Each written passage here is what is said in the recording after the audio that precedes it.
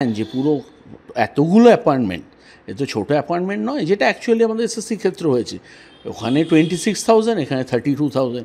কারণ আলটিমেটলি জায়গাটা কিন্তু আলটিমেটলি ইলিগ্যালিটি, আলটিমেটলি আমরা যেখানে ওখানে যেটা বলছি টেন্টেড ক্যান্ডিডেটস সেই হিসেবে।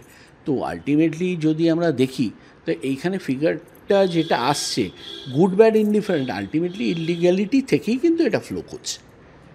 বেনিয়ম অনিয়ম মানে আর দুর্নীতি হয়নি, এটার দুটোর মধ্যে মানে মিলটা বা অমিলটাই বা কী? বেনিয়ম যদি হয়ে থাকে তা দুর্নীতিটা তো সেখান থেকেই আসছে। তো বেনিয়মটা হবে কেন?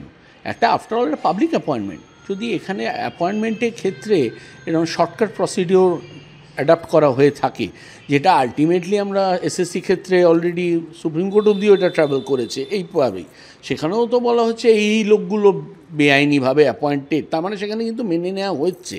তো এখানেও যদি উনি বলেন যে দুর্নীতি হয়নি, বেনিয়ম হয়েছে, তার মানে দুর্নীতির বাইরে সেটা কী হয়, আমি তো এর বাইরে কিছু বুঝতে পারছি না।